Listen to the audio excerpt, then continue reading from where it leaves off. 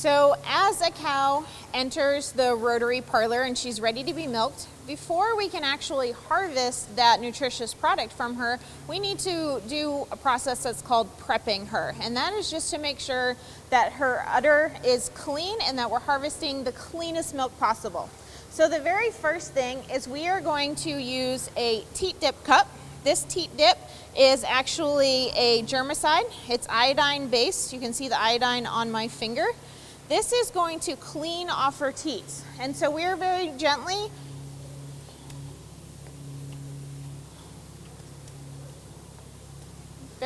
going to apply that teat dip.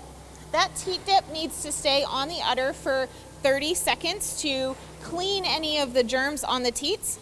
You may have noticed her stepping a little bit, and she wasn't actually truly kicking. She was just stepping. She's full of milk. She's ready to be milked, so she was just stepping as I was applying that teat dip.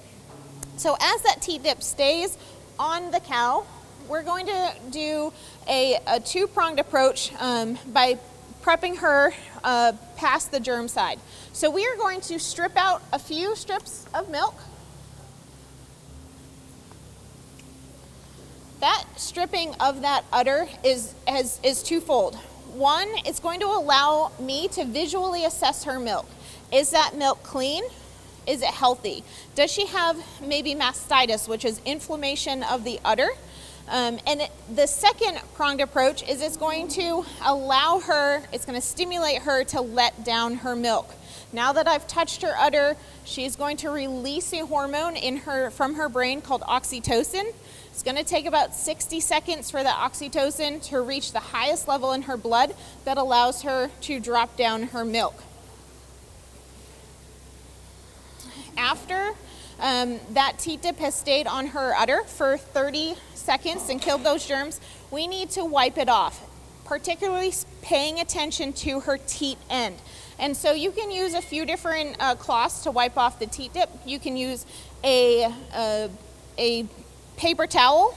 You can also use an actual cloth that has been laundered in a specific way to make sure that it doesn't harbor germs. So we are going to very gently, again, wipe off that teat dip, paying particular attention to that teat end.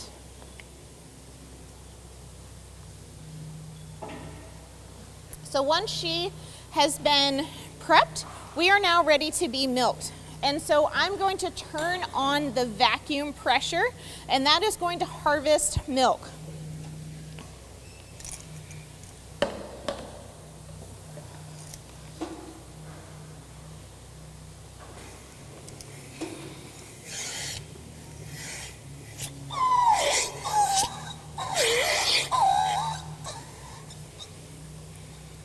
You can see milk flowing through the claw, and she is ready to complete her milking. We're going to take about 5 minutes to completely harvest that milk from the cow. Inside of the claw is a liner. And so this liner that you're seeing is collapsing and opening onto the teat end. So when we apply vacuum pressure, when the liner is open, we're harvesting milk. And then as it closes around her teat, that allows blood flow to come back into her teat, gives her teat a second break, opens again, and we're harvesting milk. So as you may have noticed, you heard a few different noises when we started to put the unit on. So first you heard that kind of whooshing sound. That's the vacuum pressure that we're going to use to harvest that milk. And then you heard the squeaking sound, and that was just the angle that I was holding the unit at that was making that squawking sound from the vacuum pressure. So the box to the right of the cow displays how many pounds of milk that she is giving. And so this cow in particular is rated at 19 pounds of milk, and they'll give around 30 pounds every milking. So as she continues to milk, as she ends her milking session, the milk that is being removed from her udder is going to decrease. And the reason why it's decreasing is that she doesn't have as much milk in her udder left. So that flow is going to slowly decrease. Once it decreases to a certain point, the sensors that are in the rotary parlor are going to sense that she's done. They're going to shut that vacuum off, And then the cord is going to gently remove the unit, the claw, from her udder. After that, we are going to again apply germicide. It's going to be another iodine-based teat dip on the cow to protect the cow so that she doesn't have contagious germs on her udder and prevent mastitis to have the highest quality milk. So you may notice that I'm wearing gloves. That is more for the protection of the cow. If you look at your hands, you'll notice how many cracks and how many crevices, calluses you have on your hands.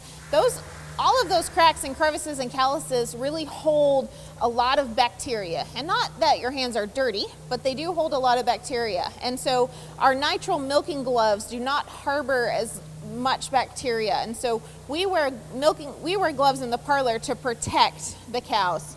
So you can see the milking unit coming off. She has finished milking, and it'll drop down, ready to be milked with the next cow that comes onto the rotary parlor.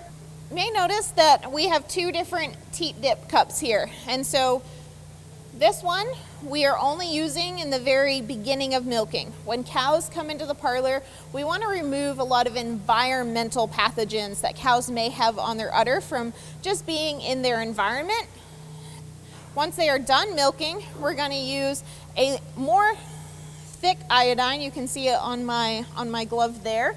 This is going to protect the cow until her next milking and is going to prevent contagious bacteria. And so once the cow is done milking, we can teat dip her again. Gently applied, she's ready to stop off the parlor and go back to her home.